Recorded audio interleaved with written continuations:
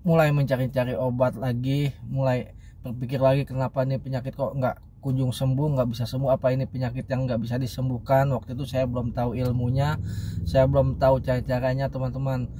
Saya bersusah payah waktu itu menahan penyakit ini. Saya bingung, saya cemas, semakin saya cemas semakin panas, semakin takut saya, semakin takut, semakin sakit perut saya, semakin panik lagi, semakin itu semuter itu di situ-situ aja teman-teman yang saya alami. Saya sangat menderita, sangat mengganggu, sangat tersiksa teman-teman kayak masalah penyakit itu. Waktu itu saya belum tahu cara-cara ilmunya, belum tahu menghadapi ini penyakitnya yang kayak apa teman-teman. Itulah teman-teman pengalaman saya awal-awal saya terkena penyakit asam lambung, GERD anxiety, psikosomatik ya teman-teman.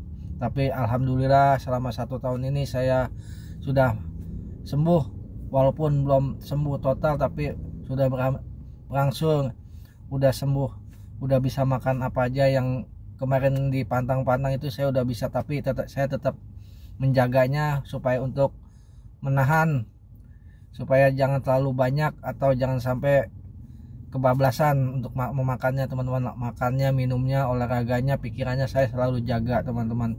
Walaupun saya sekarang udah sembuh, mungkin teman-teman ada yang sama kayak saya terkenanya awal-awalnya, mungkin ada yang beda, mungkin emang beda-beda jalannya, tapi penyakitnya sama, asam lambung, anxiety, GERD anxiety, psikosomatik ini teman-teman.